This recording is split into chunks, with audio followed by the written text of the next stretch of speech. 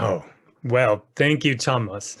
That was a lovely introduction and guten Morgen alles. This is gut, Sie zu sehen. And I wish I could be there with you. I love Bochum. It's a lovely little town, and I've always had a wonderful time whenever I've been there. So it's a shame that we should be in this remote medium rather than there together, but so it goes. We all must adapt. And also I wanted to thank Maya too for all your hard work. Yes, thank you so much for all the scheduling and so forth. That was lovely. So it all worked out. We're here and we're making this work. So let me see if I can't get my PowerPoint up here. Let's see, here we go. Sharing now.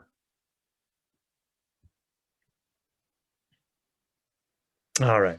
Is that working for everybody? Perfect. Okay. Perfect. Thank you. All right. Well, great. Thomas, that was actually the perfect introduction for this talk. I mean, your framing of all of these issues is wonderful. I love the concept of a social skin, habitualized sensual patterns. That's precisely what I want to talk about too. But perhaps moving beyond the bounds of the mind itself and thinking about resources as they move out into the world that we use and live in. So, you know, as I was sort of thinking about this talk, and I was thinking about it before this moment, but as I'm sitting here now, I'm in my office in Montana, and I sort of look around at what is my life world right now? What is the place that I'm living in? And if I look around, there doesn't seem to be very much at all that's alive per se, at least as we conventionally understand that concept. I mean, I know intellectually that at a microscopic level, there are all sorts of viruses and bacteria that are around me, that are even colonizing me, that are inside of me at this very moment. And there are also many things around me that are a product of creatures who were once alive. The desk that I'm sitting at, the paper pages of my overpacked bookshelf behind me, if you saw that, you know, these all came from living trees, or the leather in my big reading chair. It was once a living skin of an animal.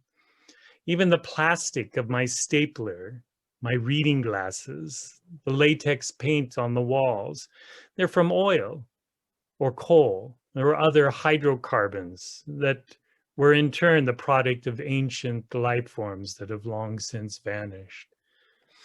Yet, among these denizens of my current life world, my little office here, perhaps the least seemingly alive of them all are the metals around me, the metals that Thomas spoke of, the extraction.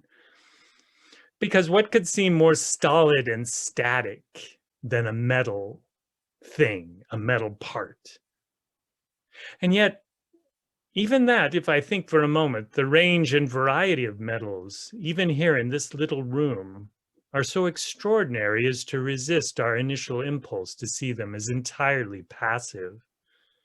The computer that I'm speaking to you on right now is made of aluminum. It was perhaps first gouged from the earth in a destructive open pit mine in Suriname or Jamaica. Inside its shiny shell of gold shell is copper, small amounts of gold, various rare earth minerals gleaned from mines in China and all around the world. The black filing cabinets just to my right are constructed of iron, alloyed perhaps with manganese or phosphorus and silicon. There's a portable electric heater that keeps away the night chill right now, that's radiating panels that are made from mica that might very well have come from the brutal mines of India or Madagascar. And of course, if I were to strip away the gypsum boards covering my walls, I would see the meters and meters of stout copper wires that surround me. They surround me like the web of some mysterious metallic spider. It's common today, oops, I didn't mean to go to that quite yet, but there it is. It's common today to believe that we humans have become ever less natural through our increasingly technological way of life. But I would like to push back on that a bit, to think in a different way, that perhaps the opposite may be true, that we moderns have surrounded ourselves with such a diverse array of metals and other materials that we're now more intimately connected to and embedded within a wider range of natural resources and geographical landscapes than at any time before in our history. If engagement with nature in all of its diversity is what defines being natural, human todays are clearly the most natural creatures ever to occupy the planet. Yet, what are we to make of such a strange and diverse metallic environment, which of course is multiplied 1,000,000 times fold outside the walls of my office? How can we as historians, archaeologists, anthropologists, and other thinkers understand the dynamic nature of these metallic life worlds that we occupy? Well, I may be somewhat biased, and here's where that slide was supposed to be. And as I think the novel theories and methods associated with the new or neo-materialism offers a powerful approach for understanding these complex mineral life worlds. This neo-material turn has its roots in several earlier foundational materialist theories, now updated, I think, to incorporate new humanistic and scientific thoughts and breakthroughs. The movement owes a great deal, of course, to Bruno Latour's actor network theory, the so-called flat ontologies of Deleuze and Guattari, and many others. But the key that I think unites all of these thinkers is they ask us to understand humans and their diverse cultures as emerging from their interactions with an environment, a dynamic environment, which could be anything from the copper wires in our walls, to the trees in our forests, to the cows grazing in our pastures. It's in this emergent sense that the cultural is always material, the skin with which we move through life. And such a view pushes back against the previously dominant historical approach that framed culture, politics, society as primarily abstract, ideational, discursive phenomenon was so separated from the material environment. Which is why I think neo-materialist theory might provide a more useful approach for this group as they contemplate the role of resources in creating, sustaining, and transforming societies. Now, I can't provide anything more than a quick overview of these ideas, but I'm going to mention two in particular that I think might be particularly useful: human niche construction and extended cognition. Taking the first, human niche construction was first developed by ecologists to better understand non-human animals. Yet inherent in the concept is the view that every organism shapes its environment, what they call niches. And these niches in turn create and define the organism. In this sense, the beaver, by which I ask you to think also the word human, does not just create its dam, but rather the beaver is, in some sense, is its dam. As the beaver, human, cannot logically be understood apart from the niches that they create. If you make a habit of reading journals like Science and Nature, you might also have come across the evolutionary biologist Kevin Laland's recent call for an extended evolutionary synthesis. What's fascinating here is how many scientists are moving towards us about understanding culture and materiality and behaviors as all being embedded in evolution. Scientific ideas and humanistic ideas begin to merge. So that's pretty cursory view of niche construction theory, but let me, using that, keeping that in mind, let's go back to the metallic things in my office tonight. Let's think about those a little bit more. If you see them not just as passive, natural resources, which is such a dismissive term, but rather as dynamic agents, the metallic life world appears to be a good deal more lively than we might have first have thought. Even as I am speaking, the iron around me in those filing cabinets is literally, albeit slowly, burning. It's burning as the oxygen and the moisture in the air around it drives its oxidation. We humans think of this process as the insult of rusting, the insult that's visited upon our cars and our bicycles. Yet it could be more usefully understood as a process of creativity, as one material gives rise to another. Likewise, while I don't have the ability to see it, the copper wires I mentioned that are in my walls are anything but static, as they surge with electromagnetic fields generated by the pulses of electrical charges that literally connect my little room to hydraulic dams or coal-fired generators in distant places.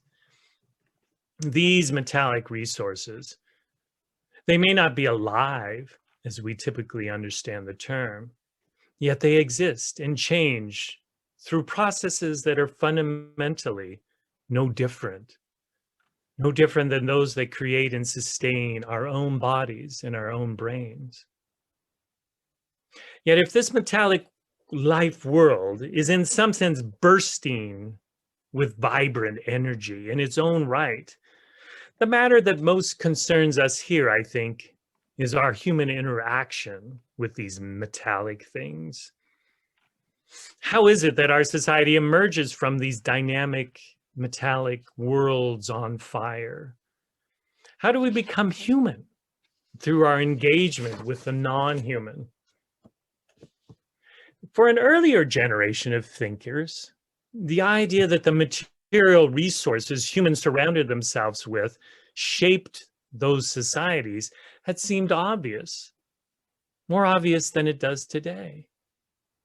Archaeologists had often periodized the past in terms of the material things that they believed generated and sustained a certain type of society, perhaps a certain way of thinking. The Stone Age gave way to the Bronze Age, which in turn led to the Iron Age.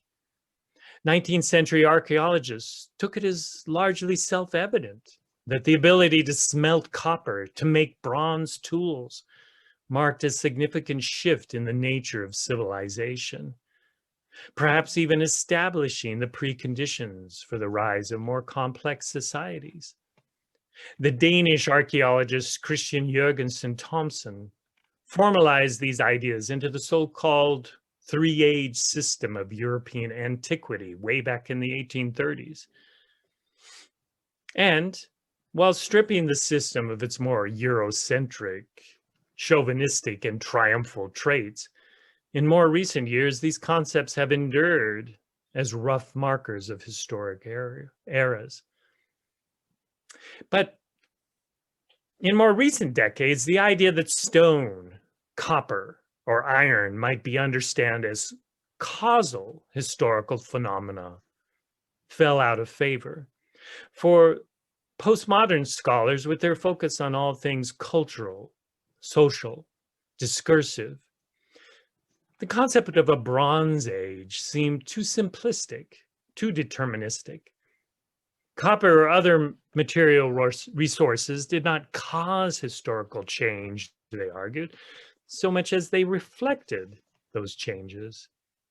To give agency to mere metals and minerals seemed dangerously deterministic, which in many ways it was. But I would argue that in guarding against its simplistic determinism, the constructivists badly underestimated the many ways in which things like copper or other mineral resources shape human culture in ways both subtle and profound.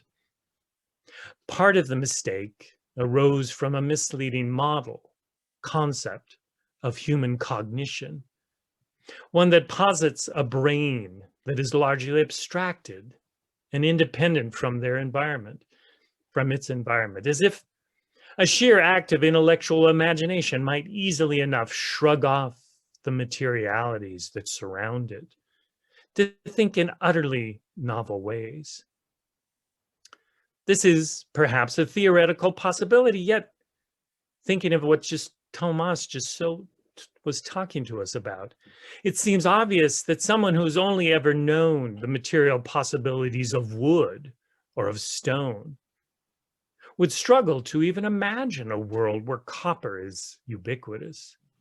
Their concepts of what constitutes hard, malleable, and sharp would be so largely encompassed by the properties of wood and stone that they lived with. They could hardly imagine them. In this sense, the material world enters into their physiological and their cognitive nature inescapably. So to understand the life world of copper, it is also critical to engage the essential material nature of the stuff itself, of copper and other metals, because of the particular way in which copper exists as a metal, as an element in this world. It's malleable enough to be easily hammered into desired shapes. As early as the 7th millennium BCE, humans began to use deposits of relatively rare, pure native copper, mostly to make jewelry and other decorative objects, a use that was no doubt further favored by the copper's unusual red color. Likewise, as they shaped the copper, they soon stumbled across the fact that as the metal is hammered, it becomes increasingly stiff and hard.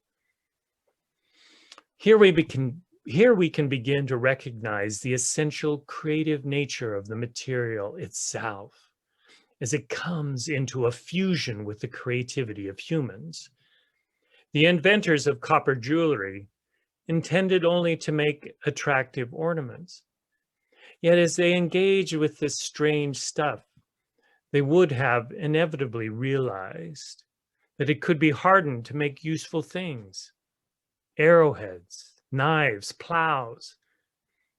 This process would no doubt have seemed almost magical, and the copper objects created would become subjects of great desire and veneration, taking a central place in an emerging culture of copper. Copper would only become more central as these cultures realized through trial and error that more complex deposits of copper could be purified by heating it to high temperatures, a process that we would later term smelting. In some, perhaps a pottery maker had happened to embed a piece of colorful copper ore like malachite into a pot, only to discover that it melted during firing and released purified copper. And it's in this sense, it seems readily evident that humans didn't invent copper smelting so much as they were pushed towards this recognition by the material niche within which they lived. In sum, the engagement of the human with the possibilities created a novel human niche, one which helped define the nature of those who lived in it and sparked new possibilities for thought and action. Indeed, once copper smelting and increasing mining provided a more abundant supply of the metal, the widespread development of bronze became possible. A mixture of copper and a small amount of tin. Bronze was initially no doubt an accident, as many copper deposits already have tin in them. Metalsmiths would have only learned to deliberately add the tin to copper much, much later. Explained in this manner, the history of the human bronze engagement may begin to sound overly deterministic. Obviously, these developments presupposed a society, an economy, and a culture in which increased supplies of copper and the benefits of increased agricultural production from copper or bronze plows, for example, were widely accepted. As James Scott has brilliantly observed in his recent book, Against the Grain, the development of agriculture was far from an unalloyed good, as it often came at the price of increasingly autocratic states and inequalities of wealth and power.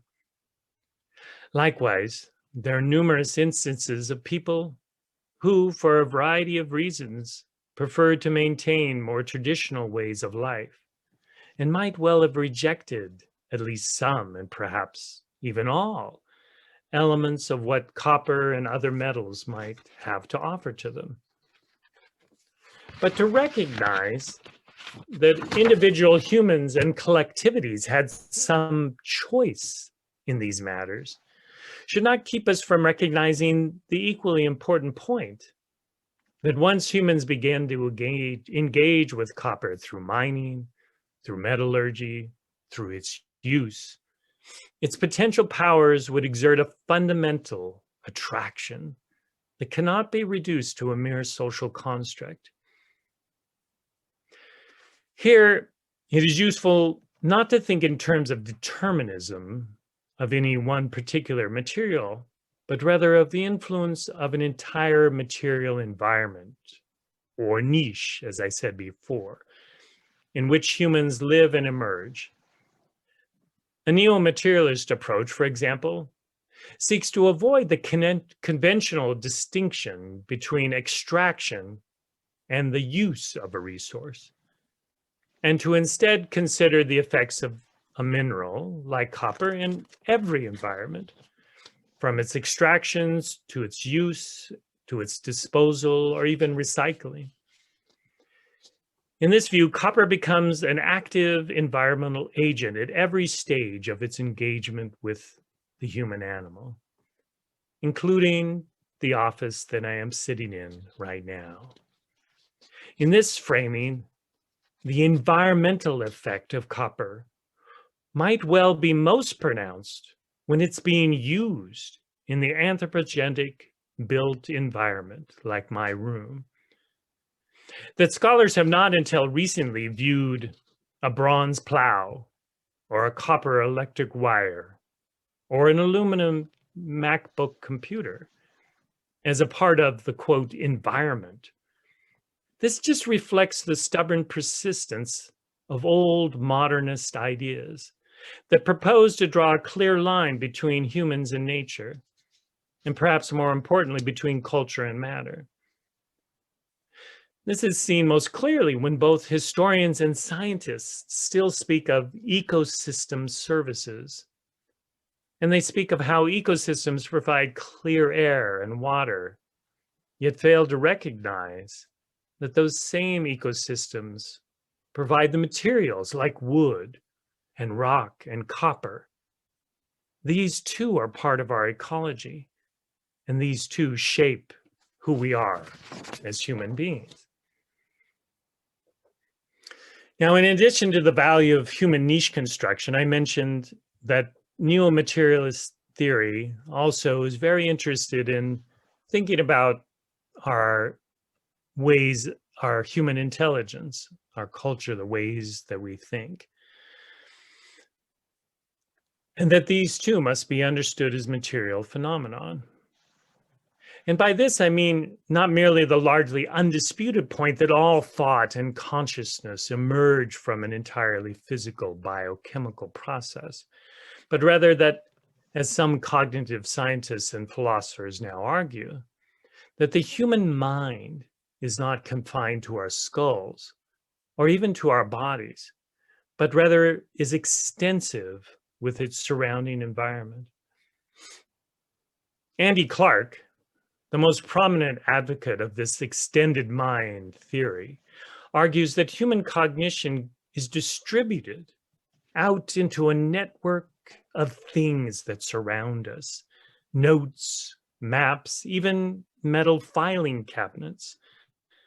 These aspects of our material surroundings, which if we were to lose, we would no longer be the same human beings. What we consider to be critical elements of our intelligence, our minds, would simply disappear. Some might object that these external material things are just tools or scaffolding, and that the mind is still inside us, located in our brains. Yet Clark insists that there are good reasons to embrace the idea that the mind is literally extensive out in the environment, as it drives home the degree to which environmental engineering is also self-engineering. If we change our material physical environment, Clark says, we reconfigure our minds and our capacities for thought and ideas for reason. In a different, though not altogether unrelated manner, the recent development of neurohistory also suggests the importance of materiality in our cognition, in our understanding of the past. Rather than pursuing the idea that the mind is extensive with the environment, scholars like Daniel Lord Smale and others who are advocates of neurohistory focus more on the biological brain itself, but no less relevant, because their concept of the brain is similarly linked to the materiality of this world. Drawing on recent scientific insights from neuroscience, they point out that the brain is highly plastic, capable of both shaping and being shaped by its material environment. In some, they provide a neurological basis for niche construction, as humans use their intelligence and their culture to change their material surroundings, to create new niches. Smale and others argue that their practices, this creates new patterns of practice, of behavior, that generate new neural configurations and alter the brain-body state. So, as Clark, Smale, and other recent cognitive theorists suggest, our brains and minds are porous rather than bounded, plastic rather than fixed, shaped by matter rather than being merely a means of shaping matter. Contemporary cognitive science and theory thus offers the most direct attack on the still dominant Cartesian postmodernist idea of an abstract human mind, and thus an abstract culture and an abstract life world that exists in isolation from its material environment. It doesn't obviate the importance of cultural ideas and practices. Rather, it recognizes how these things are embedded in and sustained by the non-human, a non-human material world, our life worlds. Put simply, in the Bronze Age, the environment facilitated certain thoughts and practices that are distinctly different than those that would arise from a society based around stone or iron, wood or plastic, or indeed copper and steel. In sum, the neo-materialist approach argues that we are ourselves entirely material creatures, emerging from a material world, and even our seemingly most abstracted thoughts and beliefs can never stray far beyond this world.